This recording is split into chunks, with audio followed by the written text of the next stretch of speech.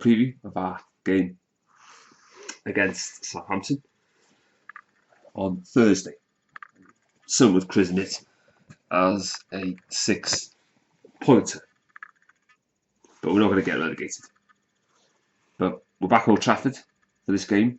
We've got 3 games at Old Trafford in 2 different competitions, the Premier League and the Europa League, against Southampton, Brighton and Rangers in the Europa League. Before we look ahead, let's go back to what happened against Arsenal as we beat them on penalty kicks. 1-1 after extra time, and then penalties it was. That was the first win at the Emirates. Says Jesse Lingard were in a 3-1 victory. So that's how long it's been. You can tell the training on the training ground is working fantastically well. That's how it should be. More time to prepare for games and showing. I thought we played very well despite being down to 10 men as Delo stupidly got himself sent off. It was a sending off, by the way. Anybody who says different, trying to troll. It's a stupid thing to do. You don't do that because every time you're on a yellow card, you're always reliable and walking a tightrope. And Delo knew exactly what he was doing. He got nowhere near the ball. It was a vicious, over-the-top challenge, right? And he deserves to be punished for it. There's no excuses for what he did. And, the penalty that Arsenal got, it wasn't a penalty, but the game was that took me right. That took me right back to me growing up, when there was Arsenal versus Manchester United clashes.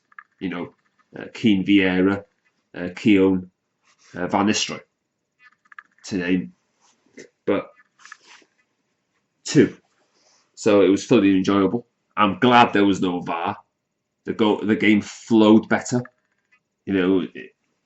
VAR is not going to come into the FA Cup to the 5th round. Why are we having it in the VAR in the first place? It's God knows why. I would scrap it. It's not fit for purpose. It's not doing anyone any good. And it's just destroying the reputation up and down the land. There's just nothing that's going on. It just doesn't work. It wasn't a penalty, but if VAR was there, but there's always an opportunity for the goalkeeper to make the save, and Bayindir did fantastically well.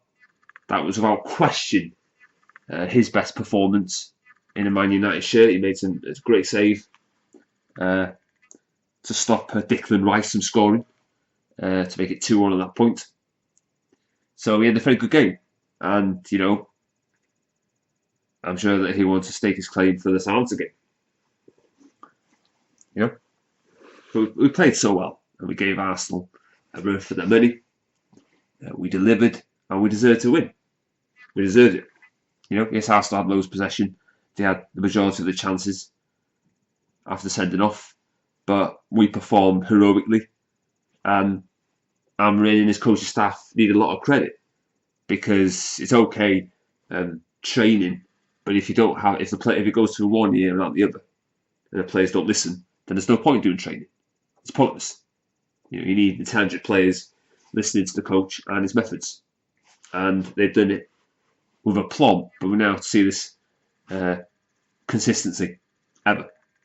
But I'm not having this crap that referees are against us. I didn't hear the far top reds crying when we had so many penalties and Ole Gunnar Nobbed, right? And a penalty against Brighton, if you remember, at the Annex.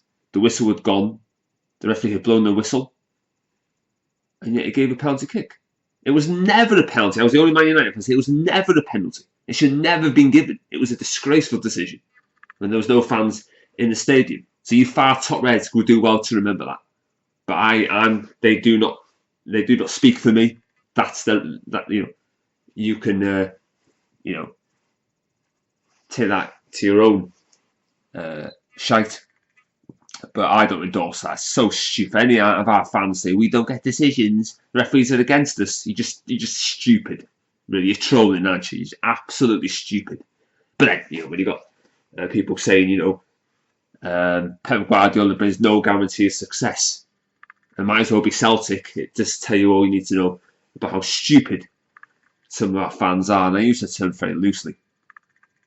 I don't understand why the away fans were booing Thomas Partey. Odd that, 'cause I don't think our fans are in a position, especially the away fans, to be hypocrites. Let's not forget about the noncy song they sang when the reserve team players won their reserve team league a couple of years ago, right? So pot, meat, kettle. But that's typical of the far top Reds away from home and on YouTube. But they don't speak for me, and I'll keep on saying that until people listen to that. So we're through to the fourth round. We got Van Nistelrooy's back with Leicester again, another Premier League tie. Newcastle get another easy draw. No surprise there. No more than usual. And so let's go. The team I'm going to pick for the Southampton game. Onana's going to go back in goal, I suppose. Delow suspended because he doesn't carry on from FA Cup. Fourth round, he'll be suspended for the next league game. So Delow can't play in that position. I think Malacia will start. And then you got DeLitt. You got Maguire again. And you've also got Mate at left back. Midfield picks itself. Bruno, Maino, and that's the spine we've got in our team. Maino back to back to 100% accuracy. So him and Nagate as well.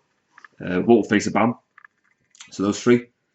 And then, then the three, basically the same two we played against Arsenal. With Holland up top, a front three of Garnacho, Højlund, and of course Bruno. Will be there as well. So that's the team I'll pick. Now, Southampton, they're rock bottom of the Premier League. They've got a new manager. They have lost so many games. It's like they're going to go and try and beat Derby County's miserable record in 07, 2008, but there's no change. No change. The players are the same players. The new manager, they haven't won a game in the league, so they need to get points on the board. But Southampton should not be in the Premier League. They're just a disgrace to the Premier League. They should have their Premier League licence revoked. I mean, there's no point coming up to the Premier League if you're not going to compete. And you do need to compete. Because this is the Premier League. And you have to compete. You have to. And Sunderland and Southampton haven't done that. And they need to do a hell of a lot better. They've got, that guy we'll be looking at. Russell Martin got the sack to stop him getting relegated as a player and as a manager. And they come to Old Trafford, still low on confidence, without a win. And it shows. Just because you change your manager doesn't necessarily mean that you're going to get results and things are going to change. Because Southampton have been absolutely crap this season. And I don't want them to come back up to the Premier League because they don't compete, they haven't got a competitive edge, and they're just awful all round. So we should be beating them. So I'm going to go for a 2-0 Manchester United win. I think it'll be comfortable. And we're seeing the fruits of Almiron's labour. He said things will get worse before they get better. And he did say once they got some training under the players' belts and 9 a week to prepare, we've done a hell of a lot better. So Long may that continue. So that's my preview ahead of the Southampton game on Thursday night.